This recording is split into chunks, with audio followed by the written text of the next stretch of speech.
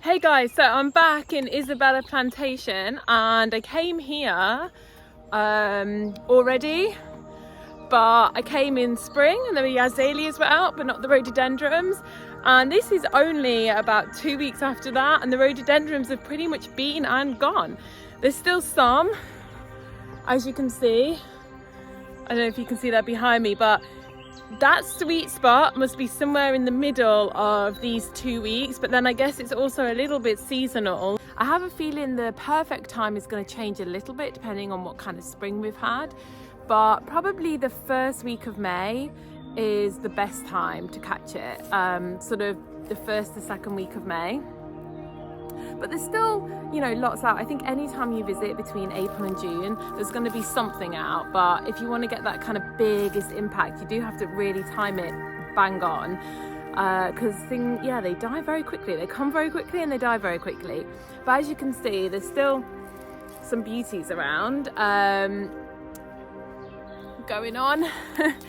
And yeah, I'll go and show you what's around now. You can go check my video out where I showed you what was around a couple of weeks ago. I think it was about between 2 and 3 weeks ago. And I'm gonna go show you what's around now as we approach sort of towards the end of May. I absolutely love these yellow drop rhododendrons, and it's such a shame that they were past their best when I got to see them. I believe these are rhododendron luteum, or their more common name Azalea pontica.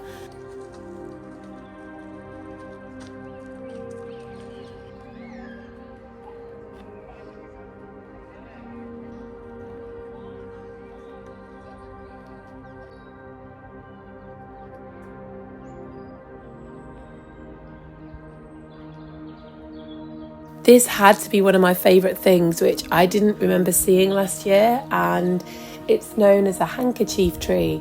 It's got a few other names as well, including a dove tree, but obviously it resembles handkerchiefs hanging from a tree, and I thought it was absolutely beautiful. I didn't even realise these grew in the UK. I believe that it was the British plant hunter Augustine Henry who first brought the tree over in the late 1800s. And he brought it over to Kew Gardens, and one of them actually still survives today in the Arnold Arboretum. But they've obviously now managed to get them to grow outside, and I haven't seen one of these before ever in the UK.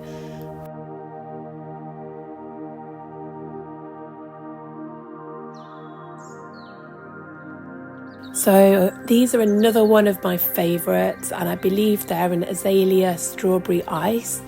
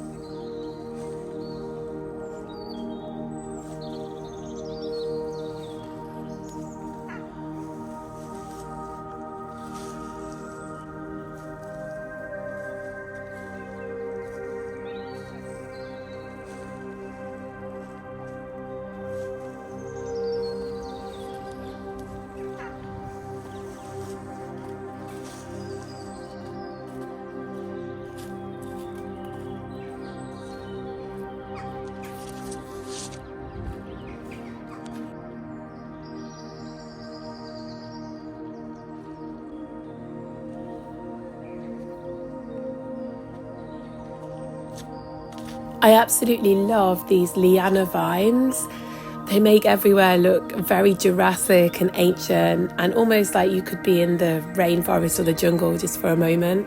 A liana is a long-stemmed woody vine that is basically rooted at the ground level, and it uses trees as a means of support, which is why they tend to grow upwards.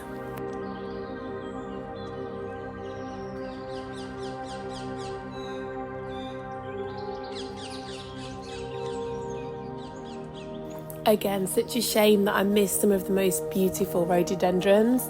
I think one of my favourite varieties that I saw last year that unfortunately I either missed or wasn't out yet.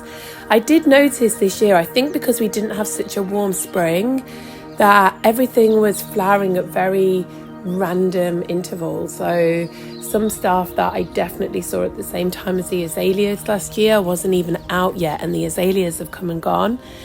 But I really love this one called a blue Peter, which is a lilac colour, and it has these brown spots. I just love the contrast of it, but I just couldn't find it at all this year.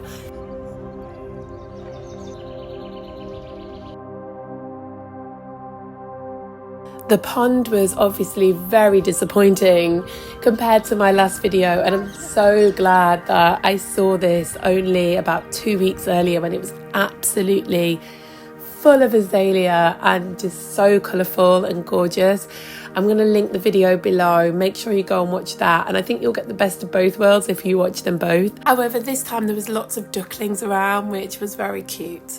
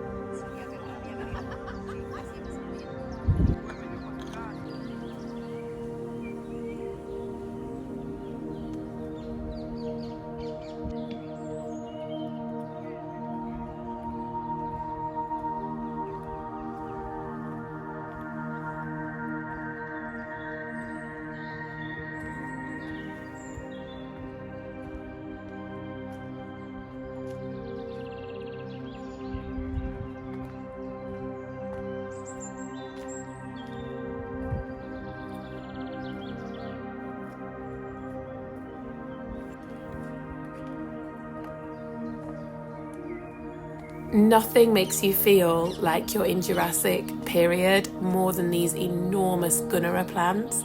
They are one of the largest perennial plants on earth, and the other names for them are giant rhubarb and dinosaur food. If you're going by car, the best car park is Broomfield Hill Parking, and you get a beautiful walk through Richmond Park to get there. I actually saw an all-white baby deer on my way home, and my battery was dead, so I couldn't even capture it. You're just gonna have to believe me.